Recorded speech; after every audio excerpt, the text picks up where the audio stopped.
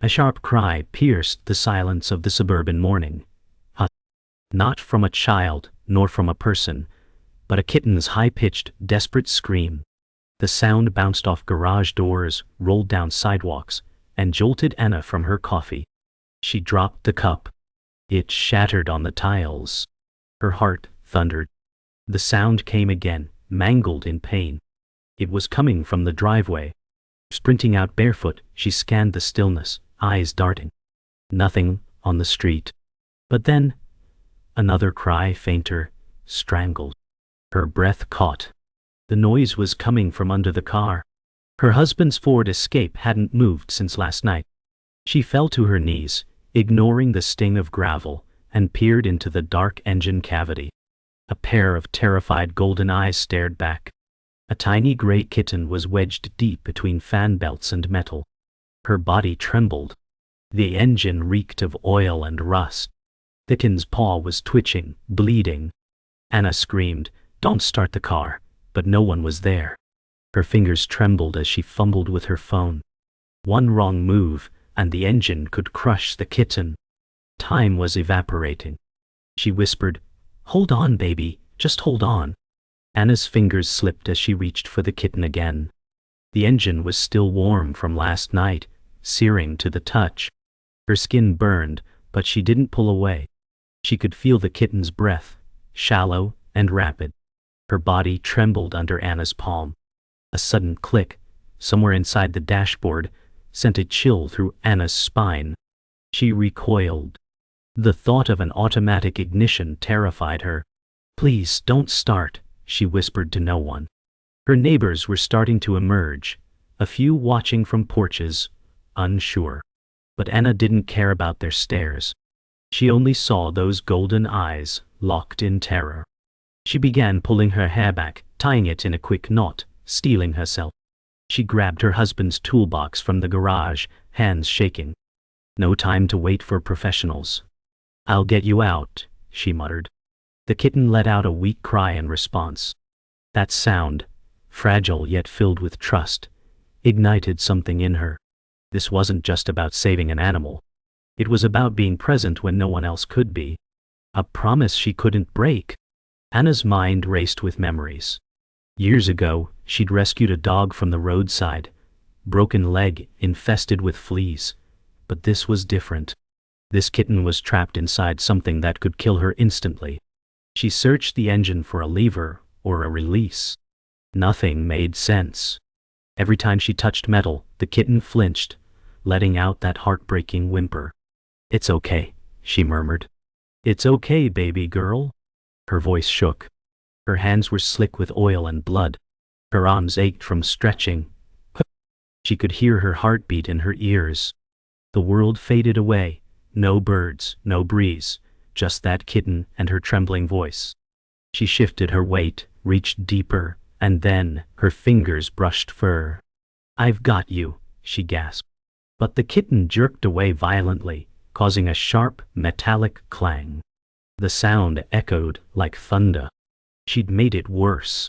She felt sick. Her eyes burned with tears. But she couldn't stop. "You're not dying in there," she whispered. "Not today." She remembered the vet's warning. Young kittens could go into shock from stress alone. Every second in the engine meant more trauma. Her movement slowed. She began talking softly, almost singing. "Hey, little one, you're not alone. I'm right here." She wiped her hands on her shirt, picked up a soft towel from the toolbox, and threaded it beneath the kitten. The warmth of the cloth calmed the tiny body. She gently tugged. The kitten whimpered but didn't resist. Anna felt hope rising. Maybe it could work. Just as she leaned closer, her phone buzzed violently. A robocall. She tossed it aside with fury. Time stretched. Breath by breath, inch by inch she pulled. And then, the paw came free. Blood dripped onto the towel. But it was movement. Progress. The kitten blinked slowly, her chest rising just enough to let Anna know she was still alive. "Good girl," Anna whispered. "We're getting out of here." A car door slammed nearby, and Anna's heart jumped. Her neighbor started walking toward her, phone in hand. "Need help?" he asked casually. She nodded, not looking up. "I just need light," she said. He switched on his flashlight and pointed it in. The beam revealed just how tangled the kitten was. Wires coiled around her middle like traps. "Jesus," he murmured. But Anna was already moving, using a screwdriver to wedge space between the cables. The kitten let out a long moan, tired but no longer panicked. "Almost there," she said. A final twist of the wrist, and the wires snapped loose. The kitten slumped into her hand, barely conscious, but breathing. Anna cradled the fragile body against her chest. Her tears fell on the kitten's fur. "I've got you," she whispered. The neighbor stood in stunned silence. "You're bleeding," he said. Anna nodded, eyes fixed on the kitten. "She's worth it." Anna rushed inside, holding the kitten like a sacred relic. Blood smeared her arms. Her pulse thundered.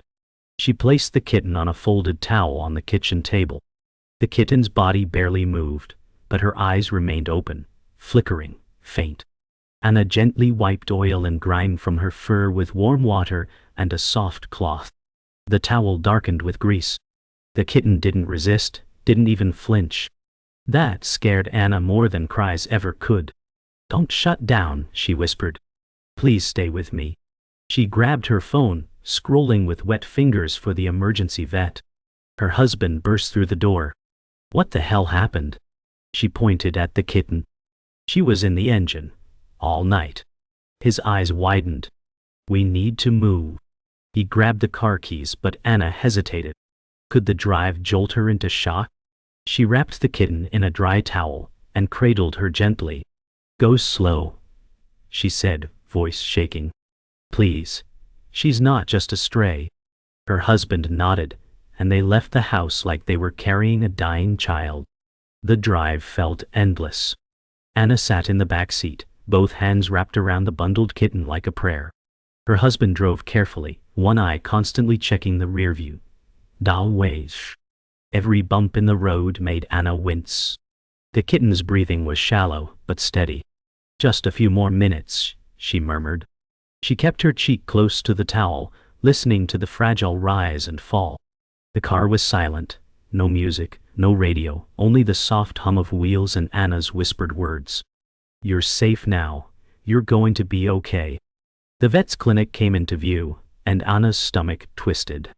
She didn't know if she had money. She didn't care. The car jerked to a stop. She leapt out before it even settled, bursting through the front door, cradling the kitten like an infant.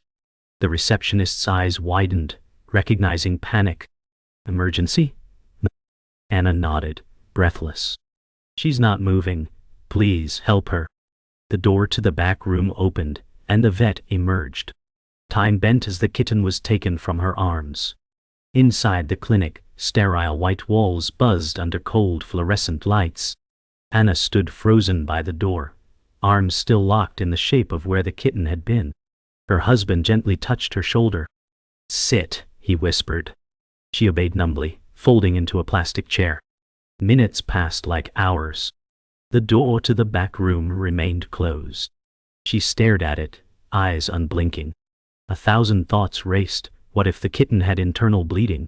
What if the shock was too much? Was it already too late? Her chest tightened. She wasn't just afraid for a kitten. She was afraid because she cared too fast, too hard. This kitten came from nowhere, and now she mattered more than most things in the world. The door clicked open. The vet appeared, face unreadable. "She's alive," he said. Anna broke. Tears streamed down her face as her shoulders collapsed. "But," he continued, "she's hypothermic, injured, and likely in shock. She'll need to stay here. At least overnight." Anna nodded, her voice gone, but her heart beating again. The vet led Anna into the back room. The kitten was on a heating pad connected to tubes and sensors, a soft 5V stitched into her tiny foreleg. Her eyes fluttered weakly. Anna stepped closer, her voice barely a whisper. "You did so good." The vet explained the injuries: minor burns, a gash on her side, and dangerously low body temperature. But the bigger threat was emotional shock. Sometimes, he said, they don't come back from fear. Anna nodded, fingers brushing the towel covering the kitten's back. Her husband stood behind her, silent. The room was quiet, except for the kitten's shallow breathing and a beeping monitor. Anna reached out, careful not to startle her, and let the kitten smell her fingers.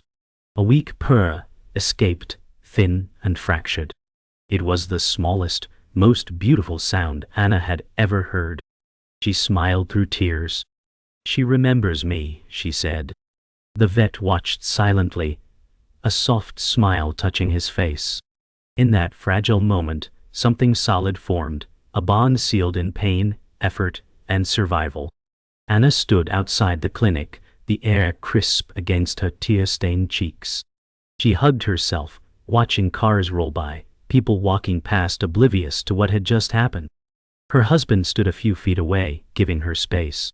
She looked up at the clinic's name etched in the glass, like a shrine now. Her phone buzzed. A friend had texted, "You okay?" Anna stared at the screen.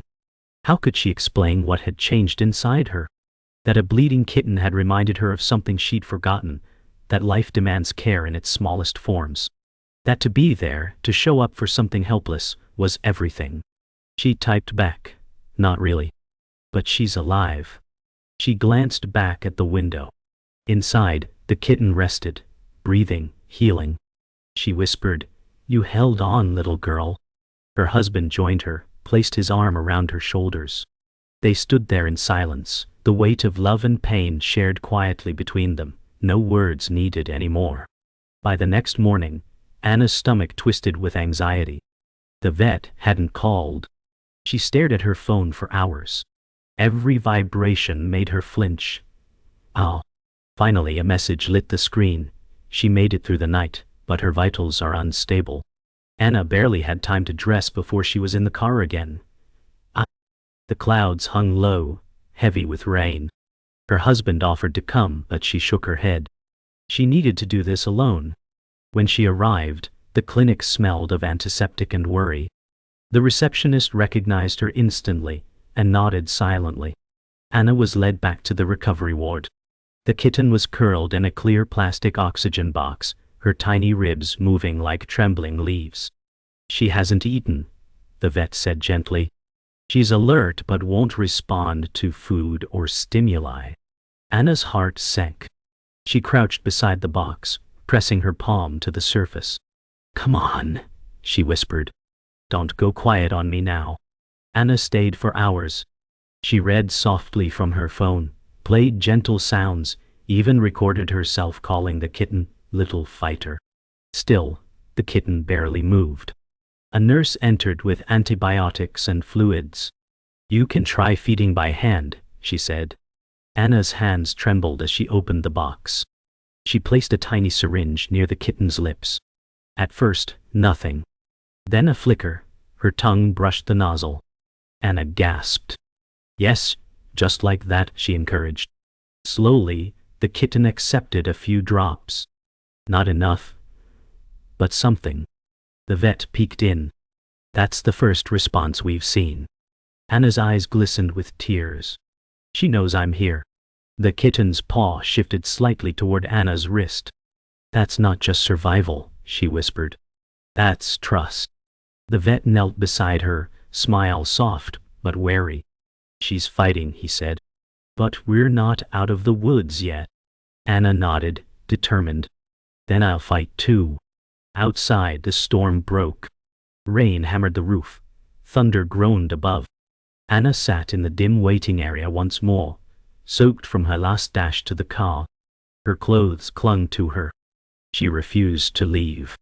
She wouldn't risk missing a moment of change. The receptionist handed her a blanket and coffee. "You're the first we've seen wait this long," she said softly. Anna smiled faintly. "She waited all night in my engine. I can wait for her." The vet entered with a clipboard. His face was unreadable. Anna stood. "She's still stable," he said. "But not improving." Lightning flashed behind him. "She needs a name," he added.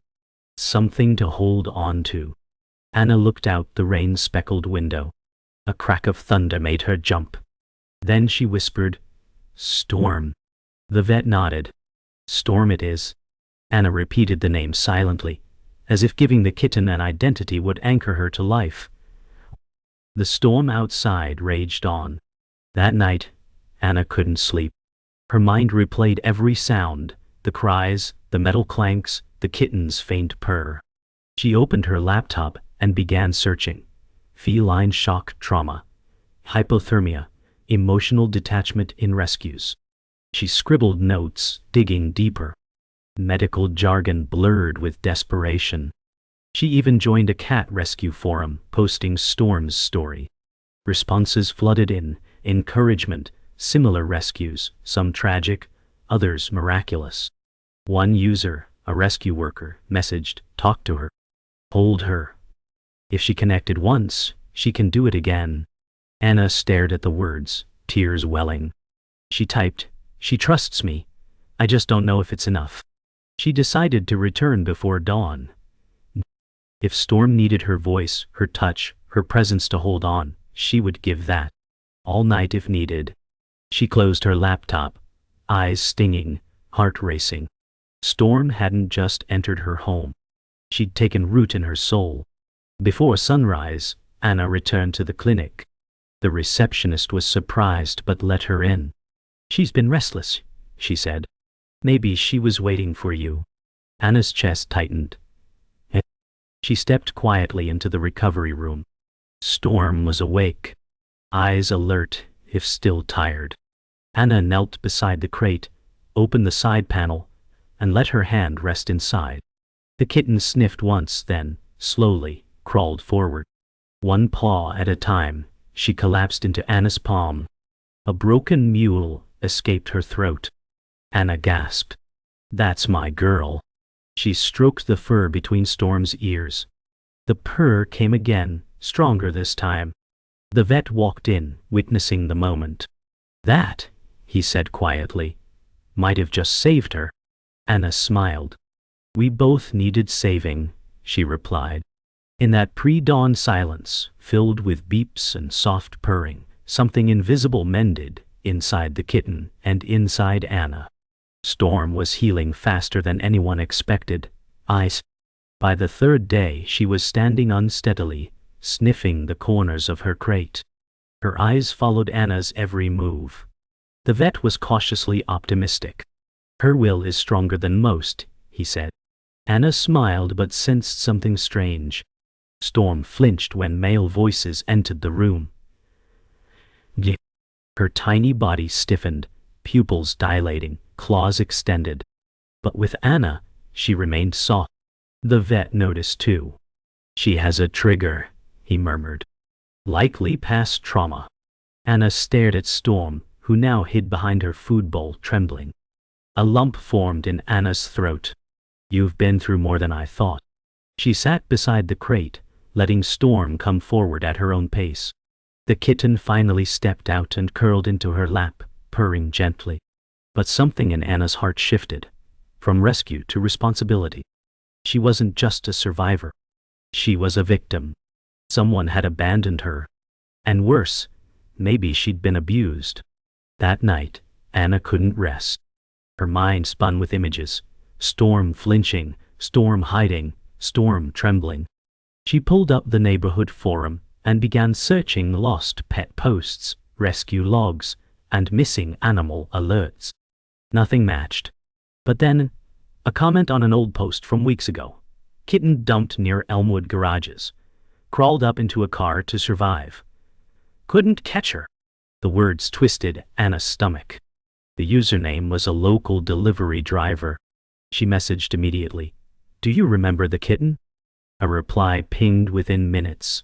"Gray, small. I left food, but she ran. She was hiding in an engine that morning. Didn't think she'd survive."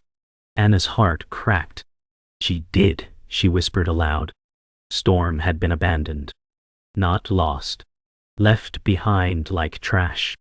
The thought burned her. She stroked Storm's back gently, whispering, "You were thrown away. But I see you, and I will never let you disappear again.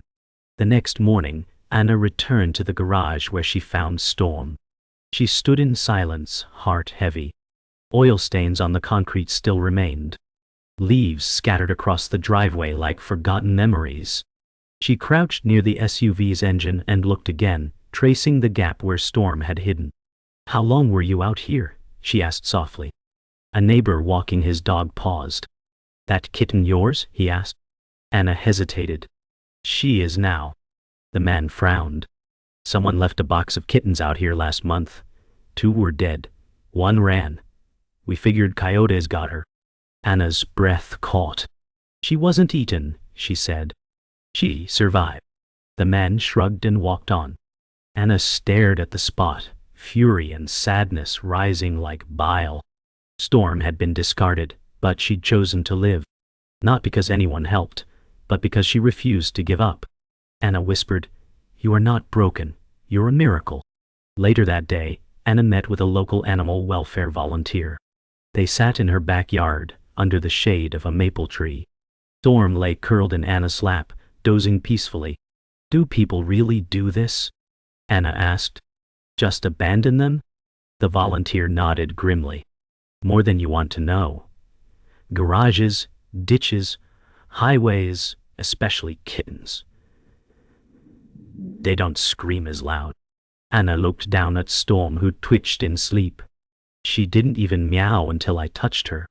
The volunteer placed a hand on Anna's shoulder. "She's one of the lucky ones." Anna felt sick. Lucky? How could trauma, injury, and fear equal luck? But then Storm stirred, yawned, and climbed higher into Anna's chest. Her tiny head pressed into Anna's collarbone. That tiny gesture rewrote everything. Not every life gets rescued. But this one did. And that mattered more than she could express. "I'm not letting her go," Anna said. The volunteer simply nodded. That evening, as the sun dipped behind rooftops, Anna prepared a small space in her living room. A cat bed, toys, water bowl, and a folded blanket. She carried Storm in gently, setting her down in the soft bedding. The kitten sniffed, turned once, then curled into a tight ball, tail wrapped over her nose. Anna sat nearby, watching silently. Storm wasn't just recovering. She was claiming a home. Anna thought back to the rescue, the trembling paw, the endless wait. And now, this. A stillness born not from fear, but from safety. She felt tears rising again, but let them come. They weren't for sorrow this time. They were for resilience, for trust, for everything Storm had endured. She reached out, stroking Storm's fur. The kitten purred softly, no longer broken. Anna whispered, "You're home now." And for the first time in days, her voice didn't shake. Storm's eyes blinked slowly. Safe. Finally, safe. Storm's recovery was steady, until it wasn't. That morning, Anna noticed the kitten lying unusually still, her breathing shallow again. No play, no purring. Just silence. Panic surged. She wrapped Storm in a blanket and rushed back to the vet. The drive blurred into streaks of red lights and honking cars. Inside the clinic, the staff recognized her and ushered her straight in. The vet's eyes narrowed. He placed Storm on the table, running quick diagnostics. "She's gone into secondary shock," he said grimly. Anna felt her legs buckle. But she was better. The vet didn't respond immediately. The room filled with beeping and quiet tension. "She's crashing. We need to act fast." Anna gripped the table, whispering Storm's name over and over. The vet administered fluids, oxygen, and medication. Every second felt like a lifetime. Storm's small body barely moved. "You fought so hard," Anna whispered. "Please don't stop now." Her voice cracked. The vet looked up. "She has minutes." Everything stood still.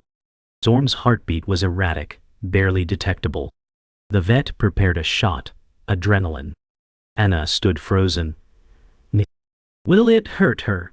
she asked, voice trembling. It might save her, the vet replied.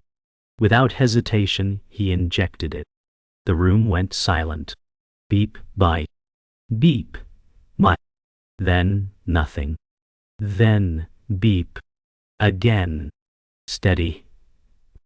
Slow. One. But there. Anna gasped. Is she? The vet nodded slowly. She's stabilizing. Barely. Tears fell from Anna's eyes. I thought I lost her. The vet exhaled. So did I. Storm twitched, her paw moving slightly, pressing into Anna's finger. The room softened. Hope filtered in like sunlight, breaking storm clouds. Anna leaned in, whispering, You're not going anywhere. The vet wiped his forehead. She's got grit, he said. But she's not out yet. Anna nodded. Neither am I. She sat beside the table, not moving, not blinking. Her hand remained on Storm's paw like a lifeline, her eyes refusing to close. She wouldn't let go again. Anna stayed at the clinic the entire night. She didn't sleep. She didn't eat. Nurses brought her water, blankets, even offered a chair, but she refused. Storm's breathing slowly deepened. The vet checked in periodically, impressed by her resolve. You're more stubborn than most of my staff, he joked lightly. Anna smiled weakly, never moving her hand. She's not alone, she said simply. Storm stirred in the early hours, opening one eye. A weak, raspy meow escaped her mouth. Anna's heart nearly exploded. Hey there, she whispered, voice cracking with joy. You scared the hell out of me. The kitten blinked slowly, recognizing her. Then, impossibly, she tried to sit. Anna stopped her gently. Not yet, rest. I've got you. The vet returned surprised. That's not supposed to happen so fast, he said. Anna beamed through tears. She's not supposed to be here at all, but she is. The impossible had just happened again. The next morning, Storm was moved out of ICU. The vet called it a miracle. She shouldn't be alive, he admitted. Anna only smiled. Tell her that. Storm was now alert, albeit weak, eating slowly and resting with less pain. Anna carried her out into the sun-soaked clinic garden, wrapped in a blanket. Storm sniffed the breeze, blinked against the sunlight, and let out a soft purr. For the first time she felt the outside not as danger, but as something safe. Anna sat on a bench cradling her. Storm nestled in and began to nap. Nurses came by just to witness the moment. She's going to make it, one whispered. Anna looked down at the small life in her arms. She already has. Every tear, every second of fear, had brought them here. This wasn't just recovery. It was resurrection. Anna closed her eyes, leaning her head against the sunlight. Storm breathed easy. Later that day, the vet handed Anna a form. She's ready for discharge, he said. Anna stared at the paper, stunned. She's coming home? The vet nodded. If you'll take her. Anna didn't answer, she just clutched the form and smiled.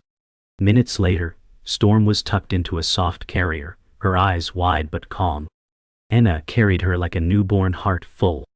As she opened the clinic's glass door, sunlight poured in. A breeze swept her hair. The world felt different now. Brighter. More fragile. More alive. Storm meowed softly, a final farewell to the clinic. That's right, Anna said. No more wires, no more steel. They stepped outside together. The story that began with blood, fear, and metal was now stepping into peace. Let's go home, Anna whispered. And for the first time, Storm didn't flinch at the sound of a car door closing behind her. Storm explored every inch of Anna's living room with cautious curiosity. Her steps were small but confident, tail high in the air. Anna watched from the couch, heart full. Each movement was a triumph. Storm sniffed a pillow, tapped a feather toy, then darted beneath the table at a creak in the floor. Still healing, still frightened, but now safe. Anna whispered, "Take your time." The air was filled with soft light and calm silence, broken only by the soft padding of Storm's paws. Anna had rearranged everything, no wires, no hazards. Only comfort. She watched Storm leap awkwardly onto the couch's edge and nestle beside her. The kitten curled up, tucking her nose into her side. Anna reached out slowly and ran her fingers through Storm's fur. This time, Storm didn't flinch. Instead, she let out the softest purr. Anna exhaled. Not from fear, but from the release of days spent fighting. "We made it," she whispered. Later that evening, Anna set up a small corner by the window, a fleece bed, plush toy mouse, and Storm's food and water dishes. Storm approached it hesitantly, looking to Anna for reassurance. "It's yours," Anna said softly. Storm sniffed, circled, then lay down, resting her chin on the plush mouse. Anna sat nearby, sipping tea, journaling everything. Every detail mattered. Every twitch, every breath. Outside, the city moved on, cars, noise, lights. But inside, time slowed. A life once nearly lost now shaped the rhythm of Anna's day. She wrote, "She's learning to trust again." Then she added, "So am I." The warmth between them filled more than the space. It filled something inside Anna that had long gone quiet. The silence between rescuer and rescued became a language. And in that room, filled with soft light and healing, the chaos of the past no longer mattered. Only the quiet now. Only this moment. Anna began sharing Storm's story online. The response was overwhelming. Comments flooded in, tears, praise, people sharing similar rescues. She received messages from shelters asking to repost the story, rescue groups offering support, and strangers asking how Storm was doing. Anna posted a photo, Storm curled up on her chest, peacefully asleep. Caption, "From engine to everything." It went viral. But more than attention, it created connection. People remembered to check their cars, to listen for cries. Anna smiled as she scrolled through messages. "You're helping others already," she said, scratching Storm's chin. The kitten rolled onto her back, belly up, a gesture of trust. Anna teared up again. She had saved a life. But now that life was touching thousands, pain became purpose. Fear became fuel. Storm wasn't just a rescue story. She was a reminder of survival, of compassion, and of second chances, no matter how small. Weeks passed. Storm grew stronger, bolder. She climbed bookshelves, chased dust motes, and learned to trust new voices. But she still followed Anna from room to room like a shadow. One morning, Anna stepped outside to collect mail and returned to find Storm meowing at the door. "I'm coming back," she laughed. That small, anxious sound meant something beautiful now. It meant attachment. On a sunny afternoon, Anna introduced Storm to the backyard. The grass tickled her paws. She sniffed everything, eyes wide. A sudden bird cry startled her, but instead of running, she looked to Anna. And Anna knelt, arms open. Storm leapt into her lap. No engine. No wires. Only sky, earth, and safety. "You're brave," Anna whispered. "Not because nothing scares you, but because you keep going." The kitten pressed her nose into Anna's neck. A silent answer. A full circle. This was not just survival anymore. It was a new beginning. That evening, as the sky turned violet, Anna lit a small candle by the window. Storm sat beside her, watching the flicker. It was a ritual now, one small flame to remember where she came from. Not out of grief, but gratitude. Anna whispered, "You lived. You chose to live." Storm stretched, bumping her head against Anna's hand. Outside, the stars emerged one by one. The world didn't notice what had happened, but Anna did. She had witnessed courage in its smallest form. She had seen a creature fight for life with no words, no promises, just instinct. And in doing so, Storm had revived something inside her that had long been dim. Not hope, not love, but fire. A reason to care again. As Storm curled into a soft ball and began to sleep, Anna leaned back and closed her eyes. This was the end of the rescue, but only the beginning of the bond. 6 weeks after the rescue, Storm was barely recognizable. Her coat was fuller, her eyes brighter. She moved with grace, though still wary of loud noises. Anna watched her from the kitchen, heart swelling. This wasn't just healing. It was transformation. Storm chased a ribbon across the floor, pouncing and tumbling, tail swishing with joy. Anna laughed, full and unrestrained. For a moment, all the pain was gone. Just movement, light, and sound. The phone buzzed. A call from the vet. Anna picked up. Storm's blood work came back, he said. Completely normal.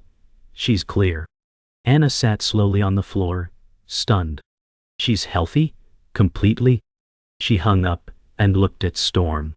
You're free now. The kitten paused in her play, tilting her head as if she understood. Then she ran straight into Anna's arms. That simple choice, to return to connect, meant everything. She had survived, but more importantly, she had chosen to live. And to love. That afternoon, Anna sat at her desk writing the final entry in her journal. Day 42. She's whole now. Storm lay curled beside her keyboard, paw resting over Anna's hand. You're not a chapter, Anna whispered. You're the whole book. She paused, blinking back tears. On her screen were folders filled with photos, each one capturing a moment of the journey. The engine bay, the oxygen box, the blanket purrs. She hovered over the folder title and renamed it Storm's Beginning. Then, without hesitation, she submitted the story to a local rescue magazine. Her phone pinged 5 minutes later. We'd be honored to feature it, the editor wrote. Anna smiled. Storm stirred but didn't wake. Your story's going to help others now. That mattered more than she had imagined.